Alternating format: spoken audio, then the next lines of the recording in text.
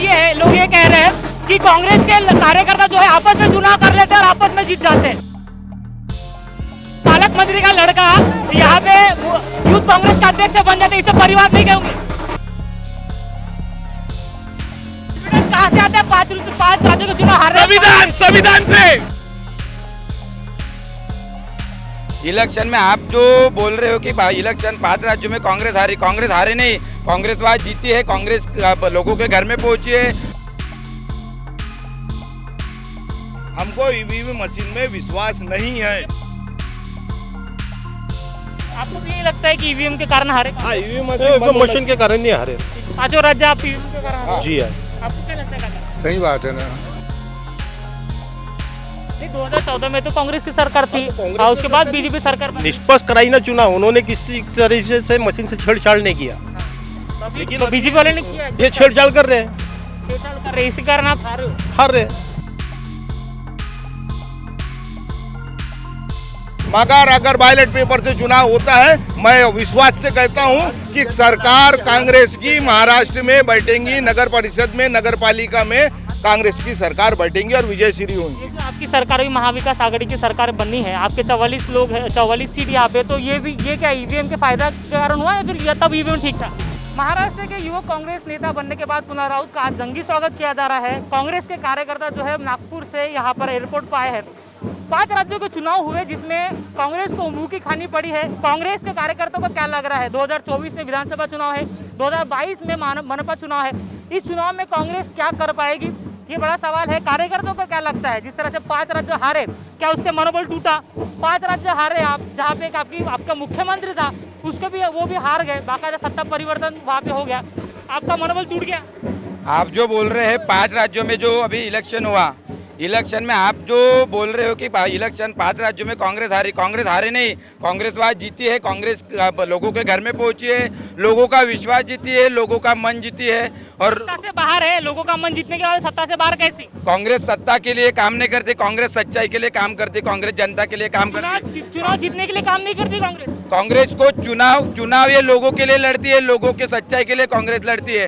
सत्ता आए या ना आए, कांग्रेस को सत्ता की लालच नहीं है। जो सत्ता के हपापले वो सब जनता को चूइता बना के, मोदी जी की सरकार है, वहाँ की उत्तर प्रदेश की सरकार है, वहाँ सब जनता को चूइता बना के अपना सामने आके अपने जो घोटाले जो खुद के दबा के दूसरों का जो उगड़ा खुद के घर में अंधेरा दूसरे का दिया जलाना, ये भाजपा का काम करके सामने आने के बाद कांग्रेस कभी वहाँ हारेंगी नहीं, ना कांग्रेस हारेगी, ये हमारा कार्यकर्ताओं का विश्वास है। 400 सीट पे आपने चुनाव लड़ा, वहाँ पे एक भी सीट नहीं जीत पाए और आप कहते हो कि चुनाव जीतने के लिए कांग्रेस नहीं लड़ती, फिर चुनाव लड़ती ही क्यों है?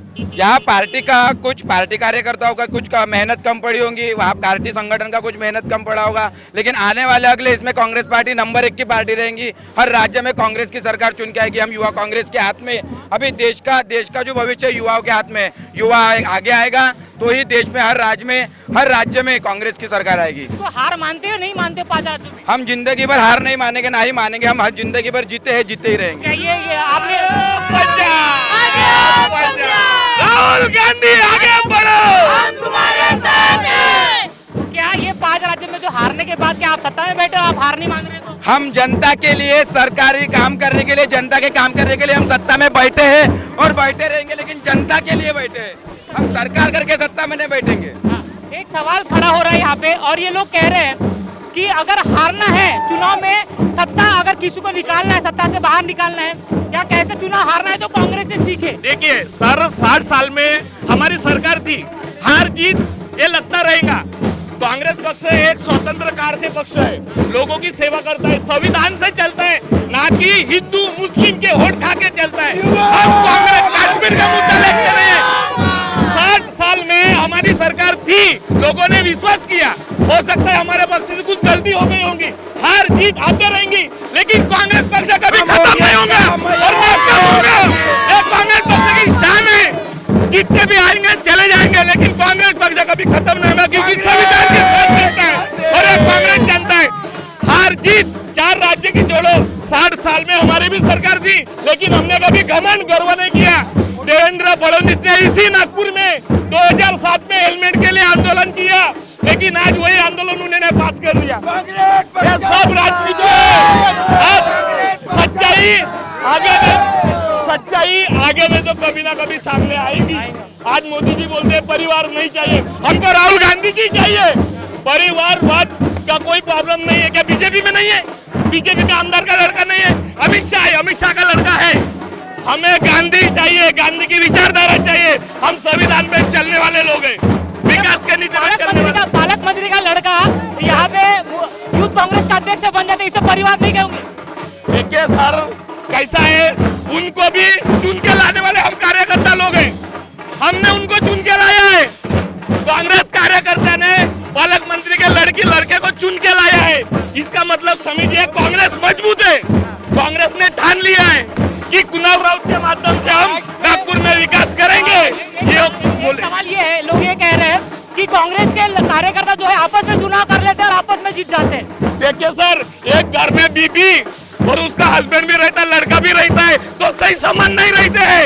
गडकरी और फडणवीस साहब का भी पट्टा नहीं है, लेकिन जब कुछ लड़ाई की बारी आती है सब एक मिलकर लड़ते हैं। आज भी युवक कांग्रेस, पूरा कांग्रेस परिवार साथ में है और साथ में हम होंगे कामयाब एक दिन निश्चित तौर पे। कॉन्फिडेंस कहाँ से आता है? पांच राज्यों के चुनाव हार रहे हैं। संविधान से, ना कि हिंदू मुस्लिम कश्मीर का मुद्दा लेके नहीं आता है। संविधान से कांग्रेस बन चुकी है। संविधान बाबा साहब के रणनीति पे चलती है, बाबा साहब के मुद्दों पे चलती है, ना कि संघ के विचारधारा पे चलती है। और कांग्रेस हमेशा संविधान पे। आखिरी सवाल, कांग्रेस के ऊपर ये सवाल खड़ा होता है कि वो दलित और मुसलमान की राजनीति करती है। सर, अगर दलित के उस पर राजनीति किया रहता था, 60 साल में हमारी सरकार नहीं आई रही थी। 60 साल में जब सरकार थी तो सभी जाति धर्मों का हमने विचार किया। हो सकता है हमारे कार्यकर्ता कुछ घर तक नहीं पहुंचे, किसी की समस्या पार नहीं कर पाए, लेकिन हम चिंतन करेंगे, काम से गलती भी ढूंढेंगे और हार के जीतने वाले को बाजीगर कहते हैं। ये आप ध्यान में रहना। 4 राज्यों से कुछ नहीं होता। अरे कांग्रेस हार के जीतने वालों को बाजीगर कहते हैं।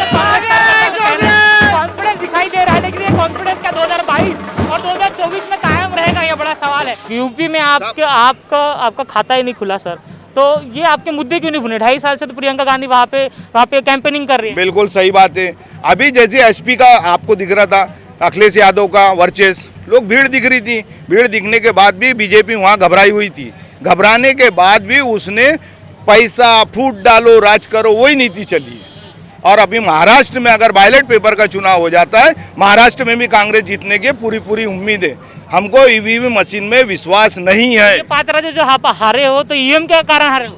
देखो, अभी वहाँ पे आपने देखे बैलेट पेपर में चुनाव नहीं होता, ईवीएम मशीन में लोग फिर भी मशीनों में जाके अपने हाथों से ठप्पे लगाए जा रहे।